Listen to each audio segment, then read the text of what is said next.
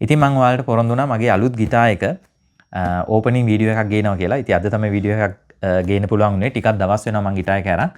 ඉතින් මම මේ වීඩියෝ එක ගේන්නේ ගොඩක් දෙනෙක් කිව්වා මට මේ ඩිස්ක්‍රයිබ් කරන්න කියලා හෑන්ඩ්මේඩ් ගිටාර් එක ගැන. ඉතින් මේ කේස් එක නම් මම ඩුබායි වලින් ගත්තේ. මේක මගේ පරණ රයිමොන්ඩෝ ගිටාර් එකේ කේස් එක. ඒත් එකම කියන්න ඕනේ මම රයිමොන්ඩෝ ගිටාර් එක විකුණන්න දාලා තියෙන්නේ. ඔයාලා ඉන්ට්‍රෙස්ට් නම් ලංකාවට උනත් මට එවන්න පුළුවන් එන කෙනෙක් අතේ. ඔයාලා මගෙන් ගණන් කතා කරගත්තොත් කොහොමද වැඩේ වෙන්නේ කියලා. ඒකත් හොඳ ගිටාර් එකක්. ඒක ගැන අපිට කතා කරන්න පුළුවන් ඉස්සරහට. ඉතින් මේක තමයි මගේ ගිටාර් එක.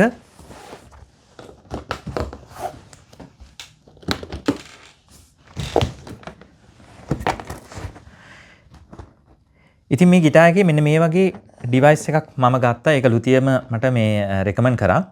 මේකෙදි මේකේ හියුමිඩිටි එක කන්ට්‍රෝල් කරනවා. මේක අපි මෙන්න මෙතෙන්ට ස්ට්‍රින්ග් අතට දාලා බොක්ස් එක ඇතුළට දාන්න ඕනි.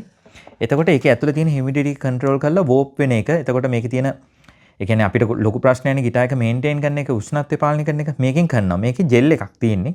ඉතින් මේක ඇරලා ඒකට වතුර දාන්න ඕනි දවස් 10කට හෝ 7කට සැරයක්. දැන් මේ ටිකක් ඇකිල්ලා තියෙන. ඒ කියන්නේ සාමාන්‍යයෙන් අපි හීටර්ස් වලත් මෙහි වතුර බකට් එකක් වගේ ඉල්ලනවා.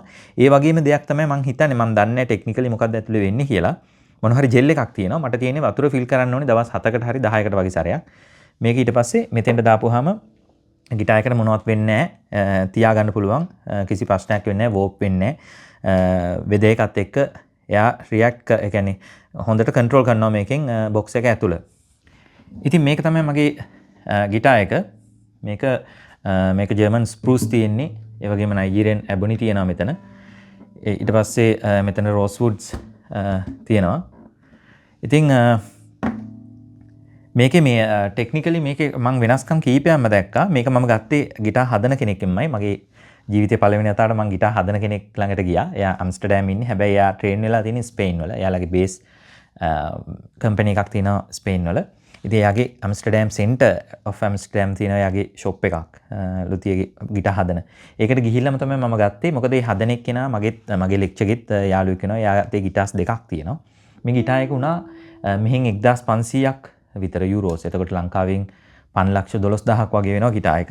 මම කේස් එකක් ගත්තේ නැහැ. මොකද මේ කේස් එක තියෙන නිසා පොඩ්ඩක් ඩැමේජ් ඒ වුණාට මම හදන්න කියලා හිතා ඉන්නවා. ඉතින් මේ ගිටාර් එකේ විශේෂයෙන් මම දැක්ක කීපයක් තමයි මෙයාගේ ඩිසයින්ස් වෙනස්.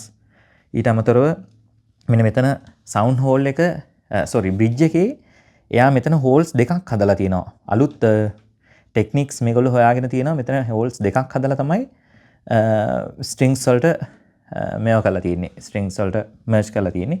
ඊට අමතරව ඔයාලට ටියුනින් සිස්ටම් එක බලන්න දැන් බ්ලැක් එන්නේ. අලුත් සිස්ටම් එක බ්ලැක් එනවා. මේ සිස්ටම් එකත් මම හරි කැමති මේ එක. මේකත් ක්‍රාෆ්ට් එක හරිම ලස්සනයි. ඒ වගේම මේ දැන් මම ගිටාර් එක ගත්ත ගමන් මම දැක්කේ නිකන් වෝප් වෙලා වගේ. ඊට පස්සේ දැන් ඔයාලට පේනවා ඇති සාමාන්‍ය වෝප් එකක් වගේ. ඒ වුණාට මම මේ ගිටාර් එකෙන් තමයි දැනගත්තේ. ඒ කියන්නේ සාමාන්‍ය වෝප් එකක් සාමාන්‍ය ගිටාර් එකේ තියෙන්න එපා වෙලොසිටි එක සවුන්ඩ් එක වැඩි වෙන්න. දැන් මේ ගිටාර් එක ගත්තාම මම මුලදී ප්ලේ කරනකොට මට වෝප් එකක් දැනුණා. ඊට පස්සේ ලුතියම කිව්වා ඔයා හදිසි වෙන්න එපා. රිඩියුස් කරන්න පුළුවන් මෙතනින් කරන්න පුළුවන්. හැබැයි හදිසි වෙන්න එපා.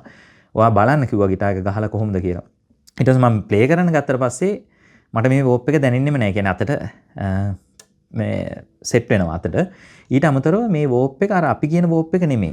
මේක ඇවිල්ලා ෆ්‍රෙන්ඩ්ලි වෝප් එකක්. මට මේක එක්ස්ප්ලේන් මෙකැනිකල් ටෙක්නිකල් වෝප් එකක් තියෙන්නේ. මේක වෝප් එකක් කියන්න බෑ. ඒ කියන්නේ ඒකේ තියෙන ඩිස්ටන්ස් එක ඒක හරි ෆ්‍රෙන්ඩ්ලි ප්ලේ කරන්න පුළුවන්. වෙලොසිටි එක හොඳයි. මම ප්ලේ කරලා පෙන්නනවා ඔයාලට දැනගන්න පුළුවන්. එතකොට මෙන්න මේ මෙතනත් එයාලා රොඩ් ඇඩ්ජස්ට්මන්ට් එකකට රොඩ් එකකට වගේ දාලා තියෙනවා. ඊට පස්සේ මේක තමයි යාගේ ඩිසයින් එක. අලුත් දේවල් වලට මම දැක්කේ මේ කී සෙට් එක අලුත්. මෙතන පොඩි ඉරි වගේ තියෙනවා නිකන් රෆ් සර්ෆේස් එකක් මේකේ තියෙන්නේ. ඊට අමතරව මේක දැන් 2025 කන්ස්ට්‍රක්ෂන්. ඒ හදපු එකේනාගේ නම ඔටෝ වෙන්නේ නැති. ඔටෝ 4 වින්කල් කියලා තමයි 4 F නේ මේගොල්ලෝ B නෙමෙයි. වොවින්කල් නෙමෙයි 4 වින්කල්. ලුතියා ඇම්ස්ටර්ඩෑම්. මොඩෙල් 3A. එතකොට 2025 මේ ගිටාර් එක. මේකේ මගේ ගිටාර් එකට වැඩි වෙනස මේකේ මේ ටොප් එකට මම හරි ආසයි. මොකද හරි තින් හරි සොෆ්ට් ගිටාර් එක. ඉතින් මේකේ මේ ජර්මන් ස්පෘස් වල තියෙන ප්‍රශ්නේ තමයි මේක ටිකක් කල් ගන්නවා සීසන් වෙන්න. ප්ලේ කරනකොට තමයි සීසන් වෙන්නේ. ගත්ත ගමන් ලොකු ක්ලාසිකල් ටෝන් එකක් බලාපොරොත්තු වෙන්න බෑ. ප්ලේ කරන් තමයි ගොඩාක් වෙනස් වෙනවා ටෝන් එක. ඉතින් මේවට යන්නේ නැති සමහර අය ඒ කියන්නේ ගත්ත ගමන් සීඩ ගහපුවාම සීඩ සද්ද වෙනස් හින්දා ටක් ගාලා සීඩ වලට යනවා. හැබැයි මම පර්සනලි කැමති ස්පූස් වලට මොකද ඒකේ බේස් පික් කරන හොඳයි අර ට්‍රෙබල් ගතියට වැඩිය. ඉතින් මේක තව ගොඩාක් සීසන් වෙනකොට ඉස්සරහට ගොඩාක් සද්ද වෙනස් වෙන ගිටාර් එකක් සීසන් වෙනකොට. මෙතනත් ඔයාලට පේනවා ඇති බ්ලැක් මෙතන මේකක් තමයි දාලා තියෙන්නේ. අපි සාමාන්‍ය white එකනේ හුරු. මෙයා දාලා තියෙන්නේ black එකක්.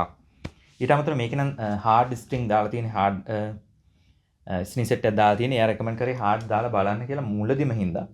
ඉතින් මම hard play කරනවා ටිකක් අඩුයි. මම ගොඩක් වෙලාවට normal tension ගහන්නේ. ඉතින් මෙයා කිව්වා දාලා බලන්න කියලා. මටත් bass සද්ද නම් මේකේ හරිම satis මේ hard tension එකේ.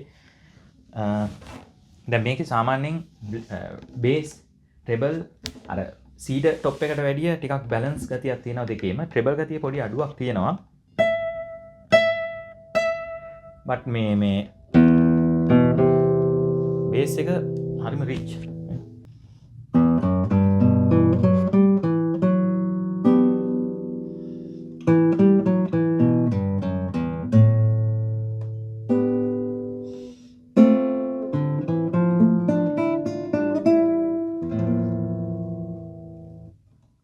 අර බැලන්ස් සද්දයක් ඔයාලට තේරෙන්නේ නැති බැලන්ස් සද්දයක් තියෙනවා. ඊට අමතරව මේකේ මම ගොඩක්ම කැමති දෙයක් තමයි voices හරිම clear. දැන් voices දෙක තුනක් යනකොට හරිම clear විදිහට මේකේ සද්ද ඇහෙනවා.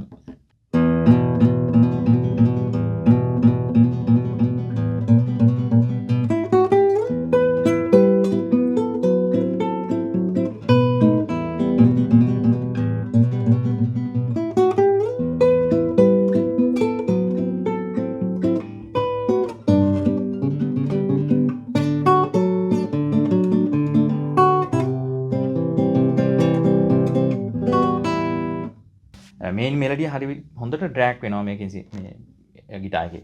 සාමාන්‍ය මගේ ගිටාර් එකට වඩා මට පොඩ්ඩක් මේකේ වයිඩ් ගතියක් තේරුණා. ඒකත් හේතුවක් වෙන්නේ නැති මේකේ බේස් සද්ද වැඩි වෙන්න. ඊට අමතරව ඔයාලට කියන්න ඕනේ මේකේ දැන් මට ඒ කියන්නේ මම මේ ඉස්සෙල්ලා හොඳ හෑන්ඩ්මේඩ් ගිටාර් එකක් යූස් කළා. මම හෑන්ඩ්මේඩ් ගිටාර් එකක් යූස් කරා රයිමොන්ඩෝ. බට් මේක ලුතියගෙන්ම හදන කෙනෙක්ම දැකපු ගිටාර් එකක්. ඉතින් දැන් මට මේවා හැම හරිම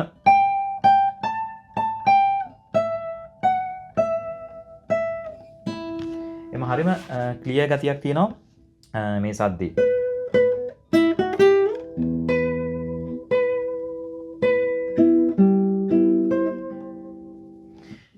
ඉතින් මට හිතෙනවා මේ ගිටාර් එක මේ මගේ ඒ කියන්නේ ටාගට් එකට මම හිතපු දේවල් ඔක්කොම තියෙන ගිටාර් එකක් කියලා. ඉතින් මේ සද්දේ නෙමෙයි අනාගතයේදී ගොඩාක් සීසන් වුනහම ලොකු සද්දයක් එනවා. ඉතින් මේ වීඩියෝ එක බලන කවුරු හරි ආස නම් මේ වගේ ගිටාර් එකක් ගන්න ඇම්ස්ටර්ඩෑම් වලින් නෙදර්ලන්ඩ් වලින් ගෙන්න ගන්න මාව කන්ටැක්ට් කරන්න. එයාලා හાર્ඩ් කේස් එකක් එක්ක ගිටාර් එක සෙල් කරනවා. ඉතින් මට පුළුවන් ඒක ඇරේන්ජ් කරලා දෙන්න. ඔයාලා ඉන්ට්‍රෙස්ට් නම් ගිටාර් එක මාව කන්ටැක්ට් කරන්න. ඉතින් මම හිතනවා ඔයාලා යම් දෙයක් ඉගෙන ගන්න ඇති කියලා මේ ගිටාර් එක ගැන. ඒත් එක්කම මම ටේලර් ගිටාර් එකක් ගත්තා මගේ ලයිට් වැඩවලට. ඒක ගැනත් මම පොඩි වීඩියෝ එකක් ඉස්සරහට අරගෙන එන්න හිතනවා. එහෙනම් ඊළඟ වීඩියෝ එකේ හම්බෙමු.